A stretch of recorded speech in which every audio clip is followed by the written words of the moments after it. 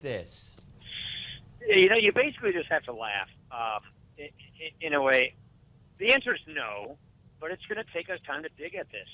We're not going to let this go. We're going to keep going, and we're going to keep going, and we're going to keep going. I think in many cases, they thought they could just wait us out, hope that it gets to the second page or the fifth page or the last page or off the pages of the newspapers, and then it will just kind of go away. We're not going to let that happen. All right, folks, that was Congressman Paul Ryan on this show yesterday. I asked him, after telling him what Judicial Watch had found out from DOJ attorneys, that the emails from Lois Lerner all exist. Basically, it's just going to be too hard for them to get to them and find them. Joining us now is Congressman Jim Jordan, Republican from Ohio, and he is a member of the House Oversight Committee. Welcome, sir. Good to be with you today. You agree with your colleague, Congressman Ryan, that the IRS will not, in the long run, get away with this? They're not going to get away with it because it's of such fundamental importance. I mean, you're talking about your most basic right, your ability to speak out in a political fashion against your government, and then to be targeted for that and we not to get to the truth. That just cannot stand. So I agree with Paul completely. We're going to keep digging until we find out who, in fact, did this and where it all started, where it all began, and what all was involved, and hold people to account, because that's what the American people expect us to do. I mean, if Tom Fitton of Judicial Watch will be on with us later, but what he is on the record as saying is that he's been told by DOJ attorneys that these emails exist. They all exist. They never could. They could not have existed because there's a backup system, which means that the IRS commissioner wasn't telling the truth under oath.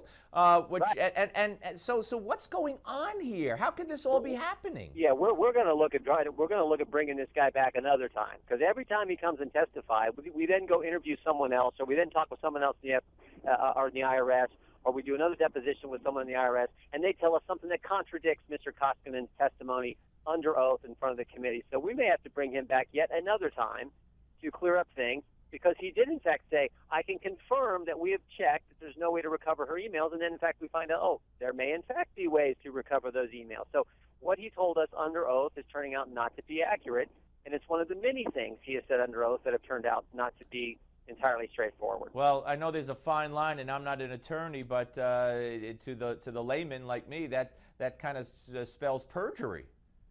Well, see, here's the big thing. They had three basic duties, the IRS did. They had a duty to produce the documents, they had a duty to keep the documents, and then they had a duty to, when they knew that they had lost them, they had a duty to come and disclose that. They breached all three duties. They didn't produce them all to us when we subpoenaed them. They didn't keep them all like they were supposed to, because obviously they've lost some, and we may be able to recover some of those based on what we've learned.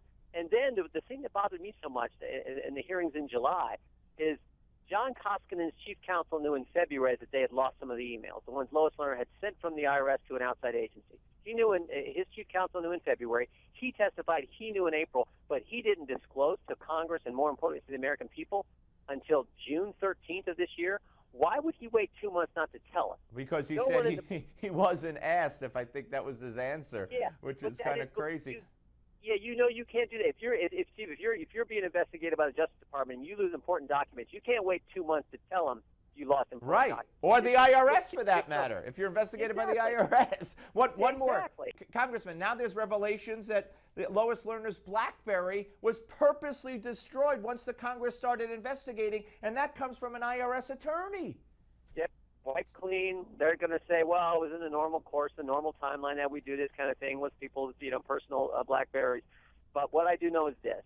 There have been three things happen before that BlackBerry was wiped clean. Number one, we had sent numerous letters to the IRS inquiring about potential targeting of conservative groups. Because remember, this is back in 2012 when we were really beginning to dig into this and start to check into this. We had asked the Inspector General to do an audit.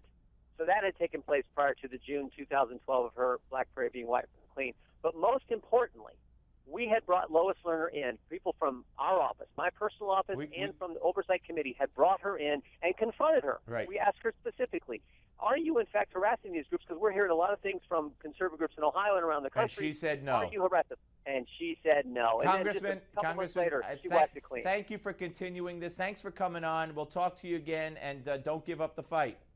We won't. Thank you. All right. Thank you. All right, folks. Very interesting. Congressman Jim Jordan. We're coming back. But first, here's your Max to Money moment. challenging Max to money. We've all heard it. Death and taxes are the only two certainties in life. You can't avoid death, but it's worth exploring how to lower your estate taxes so you can limit Uncle Sam's piece of the pie.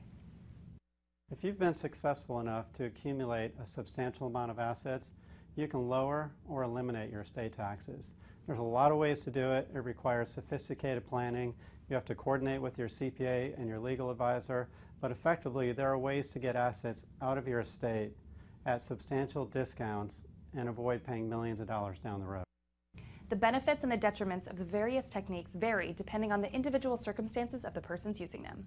It's important to huddle with your financial advisors and your attorney to figure out the best plan for you, whether that includes gifting, transferring your money, and/or creating a trust. I'm Hannah Ostapchuk.